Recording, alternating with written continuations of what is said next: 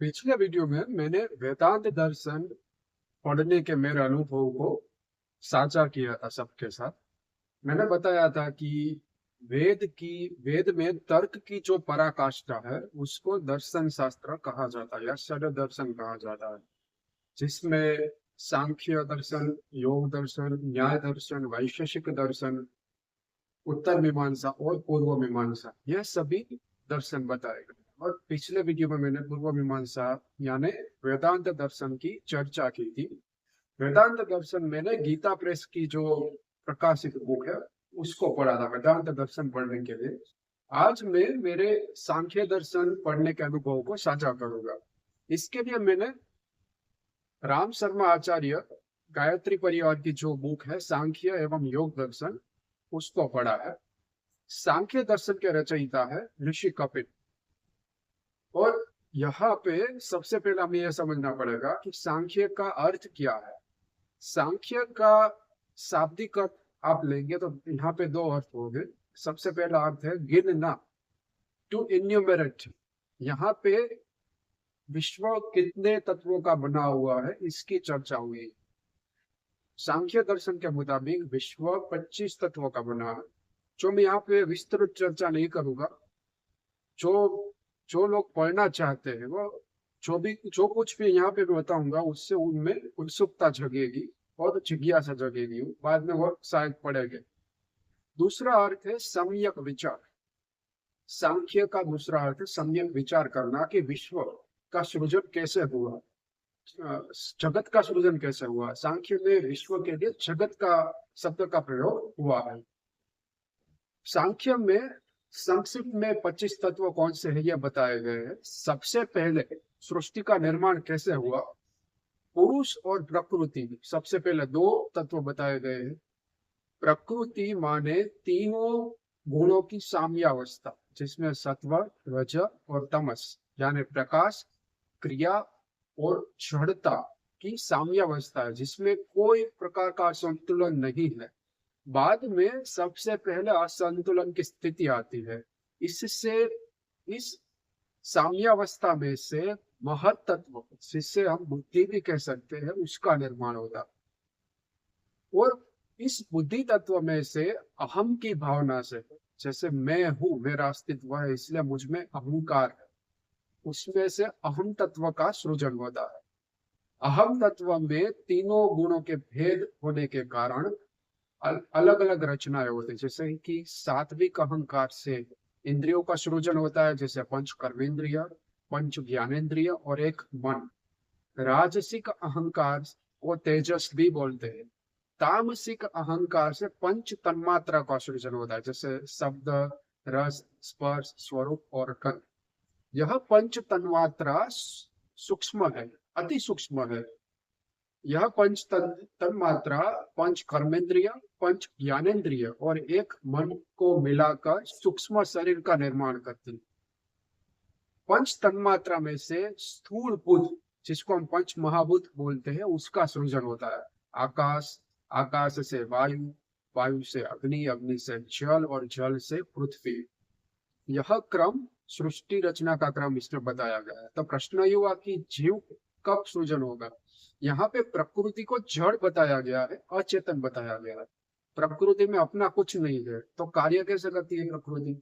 जैसे वेदांत दर्शन में मैंने बताया था कि वेदांत ऐसा मानता है कि परब्रह्म अभिन्न निमित्तोपादान है, विश्व का निमित्त और उपादान कारण, और परब्रह्म के अलावा कुछ नहीं है। परब्रह्म उसकी दो प्रकृति, परा और अपरा प्रकृति, जो उसके संकल्प या इक्षण से कार्य करते हैं। यही चीज सांख्य में दूसरे तरीके से बताई गई है। हमें यह समझना पड़ेगा कि अलग अलग दर्शन के ऋषि अपने दर्शन के साधक की आस्था या श्रद्धा को एक लक्ष्य की ओर मोड़ने के लिए एक ही तत्वों को अलग तरीके से समझाते हैं, वरना सत्य एक ही है। हमें यह समझना पड़ेगा, truth is one, sages call it by different name.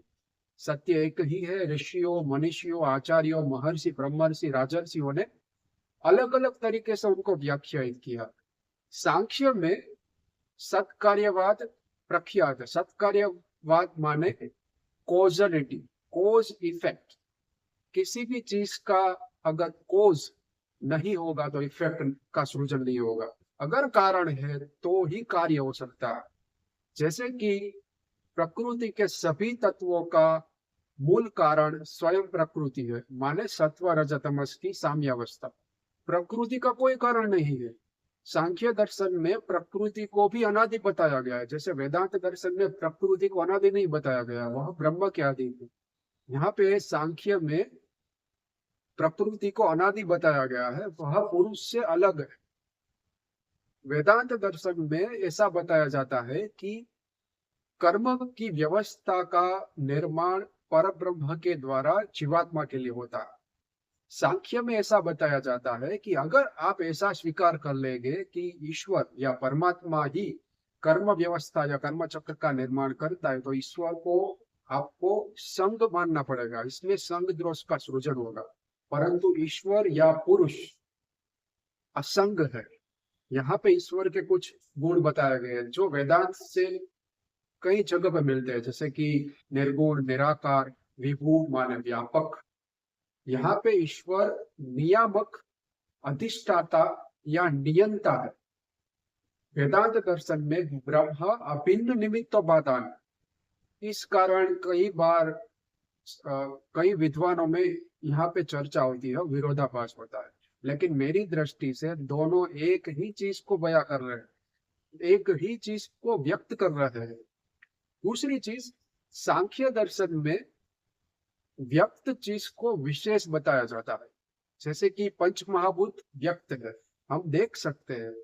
जो जिस चीज को हम नहीं देख सकते उसको अव्यक्त बोला जाता है। जैसे प्रकृति साम्यावस्था में है तो अव्यक्त की पराकाष्ठा है।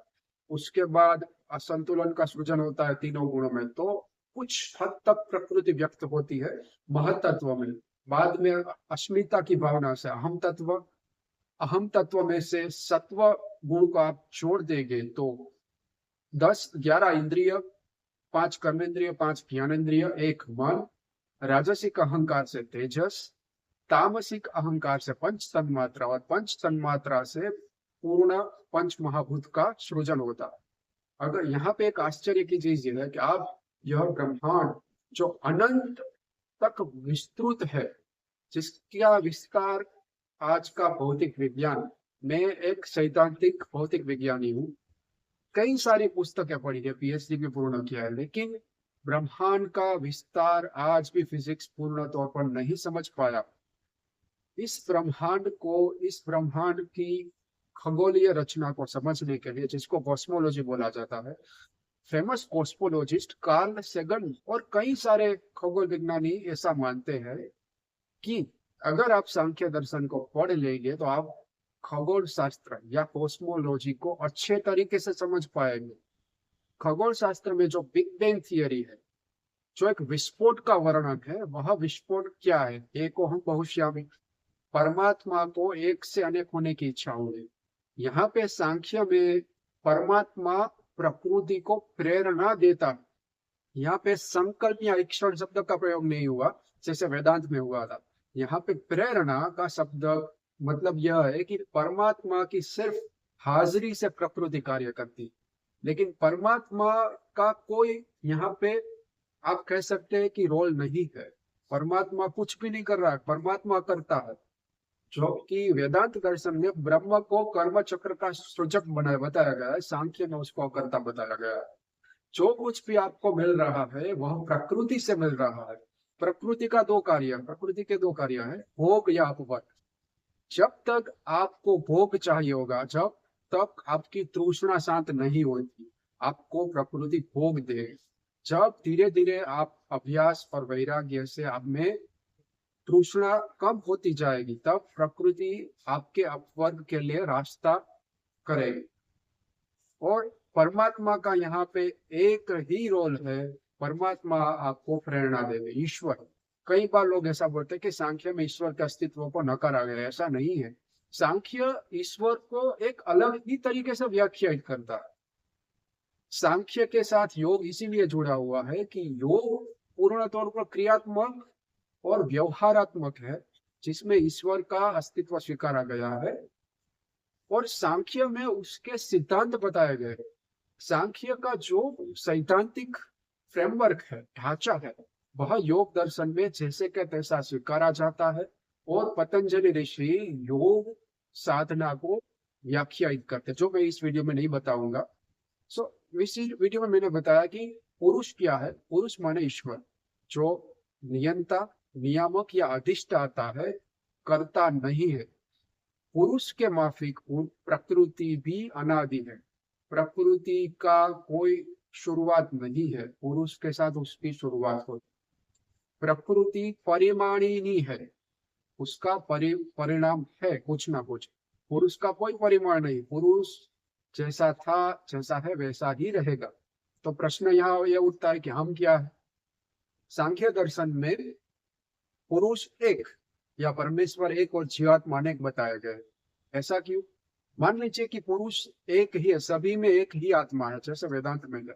मैं अभी भी बता रहा हूं कि दोनों की समझाने का तरीका अलग है, लेकिन दोनों एक ही सत्य को व्याख्यायित कर रहे हैं। सांख्य में ऐसा बताया जाता है, अगर जीवात्मा, सबके शरीर में एक ही आत्मा होंगे तो सब एक ही साथ, सबकी मृत्यु होगी, एक ही साथ सबका जन्म होगा, एक ही साथ सबको सुख मिलेगा, एक ही साथ सबको दुख मिलेगा, एक ही साथ सब मोक्ष गति को प्राप्त करेंगे। लेकिन ऐसा नहीं होता। हम देखते हैं किसी की मृत्यु पहले, किसी का समय चक्र अलग होता है। कोई समय चक्र में पहले सफल होता है, कोई बाद में सफल होता है।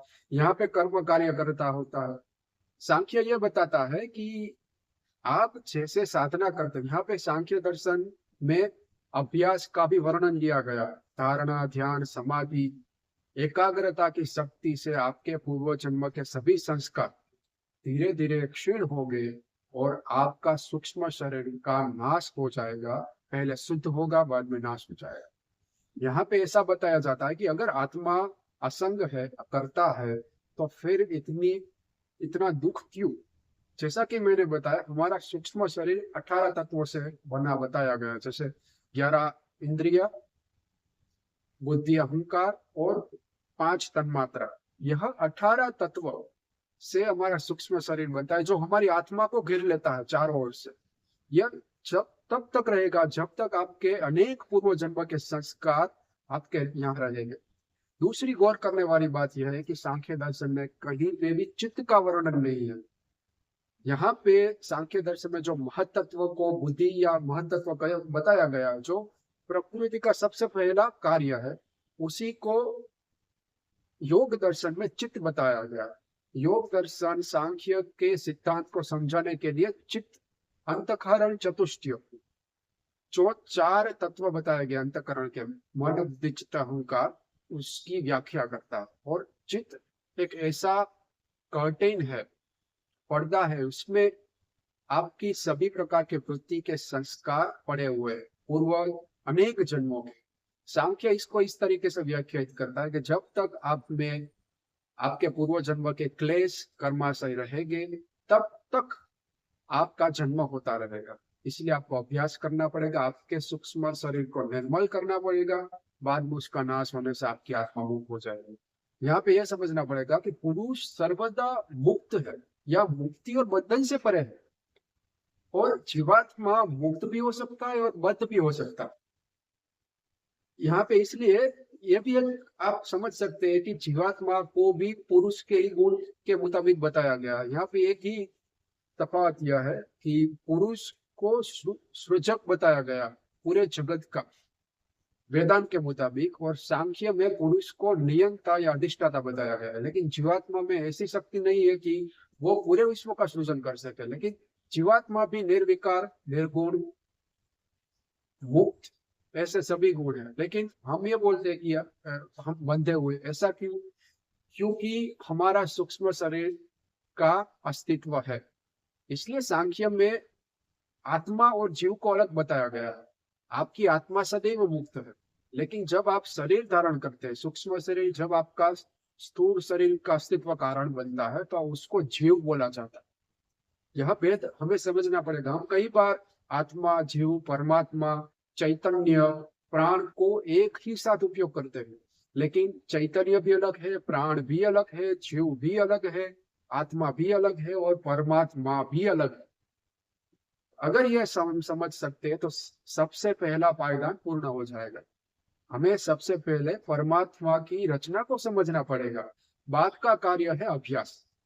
अगर आप यह दर्शन तक पहुंच गए हैं या श्रुति तक पहुंच गए हैं तो आप समझ लीजिए कि आप नहीं पहुंचे हैं। आपके अनेक पूर्व जन्मों के संस्कार, योग के संस्कार जागृत हो गए हैं और परमात्मा ने आपको आपकी ओर बुलाया है। और बाद में जो यात्रा होगी वह पूर्ण अभ्यास की यात्रा। अभ्यास से आप अपने क्लेश कर्माशय का नाश करेंगे और आप मुक्त हो जाएंगे।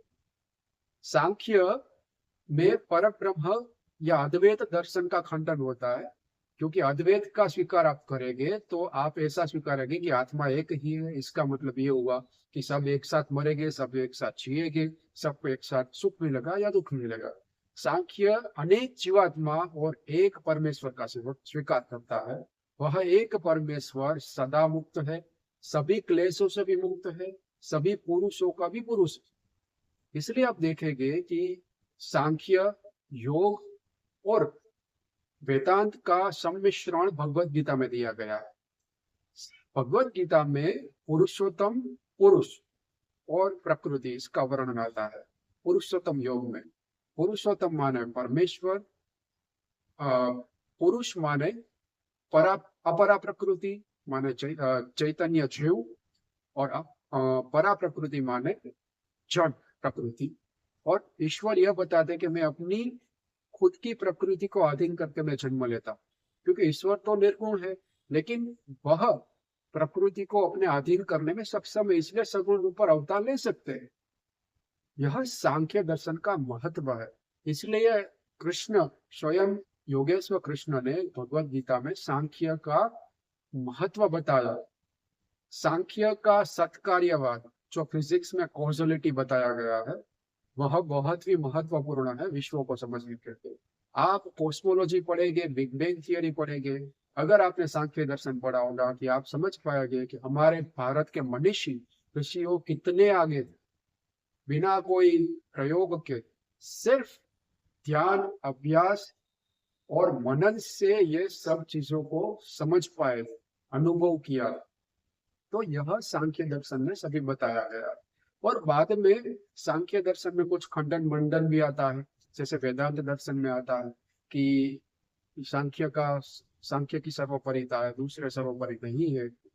ये थोड़ी चीजें आएगी, क्योंकि यहाँ पे उद्देश्य है कि दर्शन के सृजक है, वह दर्शन के अभिलाषी को एक लक्ष्य की ओर मोड़ना चाहते हैं, जिससे वह व्यक्ति लक्ष्य तक पहुंच जाए। जैसे उपनिषद में भी बताया गया है कि सभी नदियां एक ही समुद्र में मिलती है, चाहे उसका सृजन या शुरुआत अलग ही बिंदु से हुई। इस तरीके से आप किसी भी दर्शन या किसी भी तत्वज्ञान या फिलोसॉफी का अनुसरण करेंगे, आप पहुंचेंगे अंत में ईश्वर तक ही। आप ईश्वर को परब्रह्म बोल सकते हैं, पुरुष बोल सकते हैं, पुरुषोत्तम बोल सकते हैं, या किसी भी अच्छे नाम पर संबोधित कर सकते हैं जो श्रुति में बताया गया। यह सांख्य दर्शन भी आप समझ सकते हैं स्मृति ग्रंथ, यह भी श्रुति का सार है। वेद में जो भी बताया गया है, जैसे हम दूध से माखन, दही, घी का निर्माण करते हैं, वैसे ही यह एक प्रकार से घी है और इसीलिए मुख्य है। कपिल ऋषि हमारे यहाँ नारायण के 24 गुण अवतार बताया गया, उसमें से एक ऋषि है और सांख्य के रचयिता भी है। और उस कपिल ऋषि को जन्म से सिद्ध बताया गया। इसका अर्थ यह हुआ कि पूर्व जन्म में उन्होंने लगभग मुक्ति की नजदीक आ गए। उनका जन्म इसीलिए हुआ कि इस जन्म में ये सांख्य दर्शन का सृजन कर सके और विदेह अवस्था से मुक्त होकर निर्मित समाधि से परमात्मा में विलीन हो सके।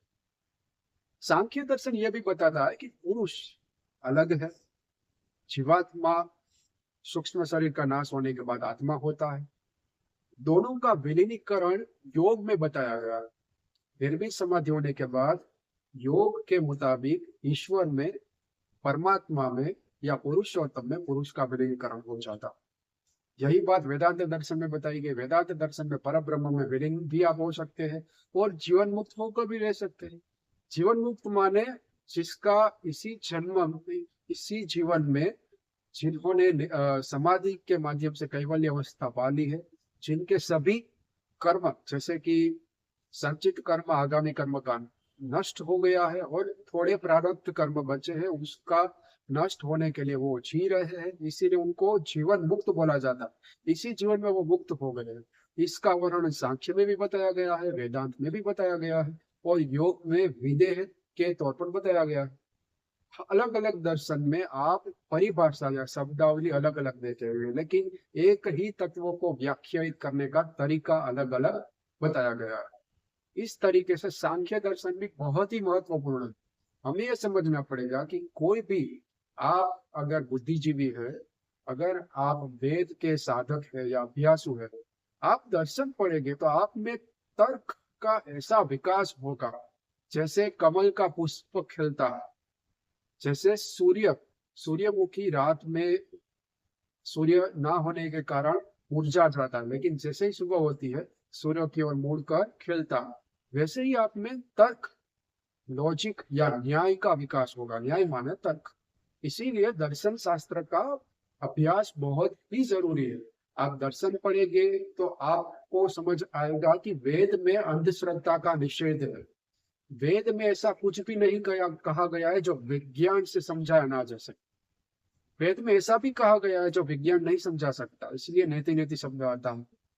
आप दर्शन की दूसरी भी विशेषता यह है कि वह शुरू में सेति सेति से शुरू होता है, स इति यही है। बाद में नेति नेति भी करता है। इसका मतलब न इति, यह नहीं है, यह नहीं है। वेदांत में आप देखेंगे तो सबसे पहले ये बताया न इति नेति नेति। खंडन मंडन में वेदांत का तरीका सबसे अलग है। न इति करके बाद में समझाएंगे स इति। पर ब्रह्म क्या है पहले बता देंगे, ये नहीं है, ये नहीं है। बाद में पर ब्रह्म क्या ये बता दे। इसीलिए दर्शन का महत्व सबसे आगे है। ये शर दर्शन आस्तिक दर्शन भी बोला जाता है, जो सनातन का आधार है या सनातन की रीढ़ की हड्डी है। आप समझ सकते हैं, स्मृति ग्रंथ, कुछ दर्शन स्मृति ग्रंथ में आते हैं। पुराण है हमारे सगुण, सभी पर ब्रह्म के सगुण अवतार की लीला का वर्णन है, आगे भी बताया था। श्रुति माने अपौरुषेय, और ऋषियों मनीषियों ने जो ध्यान में अनुभव किया उसका वर्णन। वो कोई ऋषियों का सृजन नहीं है, वह अपौरुषेय है, किसी व्यक्ति द्वारा नहीं। जो ज्ञान सर्वदा था, है और रहेगा, वह ही ज्ञान ऋषियों के हृदय में समाधि में प्रकट होता। जैसे विश्वामित्र जब ब्रह्मर्षि हुए तब उनके हृदय में वेद का प्रकटीकरण हुआ था, वैसे ही अपौरुषेय ज्ञान होता है। इसीलिए वेद को भी शाश्वत बताया गया। दूसरी चीज यह भी है कि जब सृष्टि का विनाश होता है तब वेद फिर से अव्यक्त हो जाते हैं। इसका मतलब ये नहीं है कि वेद विलुप्त हो जाए। जब सृष्टि का सृजन होता है तब सृष्टि उत्क्रांति क्रम में ऐसे ऋषि जब आएंगे, वह समाधि में हृदय में फिर से अपने हृदय में वेद को अनुभव करेंगे और शुद्ध परंपरा से आगे बढ़ाएंगे। तो यह सनातन धर्म की महत्ता है। हमें हमारे मूल से फिर से जुड़ना पड़ेगा, यह हमारी जड़ है। हम इन सभी को भूल गए, इसीलिए शायद हम विश्व को आगे देख रहे हैं, लेकिन भारत हमें हमेशा आगे था और आगे ही रहेगा। वसुदैव कुटुंबकम की भावना हमने है, लेकिन हम सभी को दिशा दिखाते हैं। लेकिन इन सभी को भूलने के कारण हम भूल गए हैं अपना अस्तित्व। जैसे एक शेर के बच्चे का अपने परिवार से अलग हो जाना और भेड़ बकरी के साथ पालन पोषण होना उसको भेड़ बकरी बता देता है, वैसे ही हम इंग्लिश या ब्रिटिश काल में भेड़ बकरी जैसे हो गए। लेकिन हर एक भारतीय शेर है जिनमें वेदांत की निर्भयता, वेदांत का ज्ञान, वेदांत की शक्ति, श्रुति की शक्ति, योग की दिव्यता वह बह रही है। ये हमें समझना पड़ेगा। कठोपनिषद में इसीलिए शायद बताया गया है कि हर एक नचिकेता है, नचिकेत विचेष्ट, जो व्यर्थ चेष्टा से रहित है। ऐसा हर एक शिष्य यमलोक तक सशरीर पहुंच सकता। हम ये भूल गए हैं कि उत्तिष्ठत जागृत प्राप्य वरान्नी बोधत सनातन का उपदेश है, कोई व्यक्ति का उपदेश नहीं है। आज ऐसे कई संप्रदाय जैसे विवेकानंद का रामकृष्ण मिशन, वो अपना यह उपदेश अपना मानते हैं। उत्तिष्ठत जागृत प्राप्य वरान्नी बोधत, उठो जागो, जब तक लक्ष्य प्राप्त न हो तब तक लगे रहो। यह कठोपनिषद का उपदेश, श्रुति का और वेदांत उपनिषद का उपदेश, यह भी समझना पड़ेगा। सो आज मैंने सांख्य दर्शन के मेरे पढ़ने के अनुभव को साझा किया।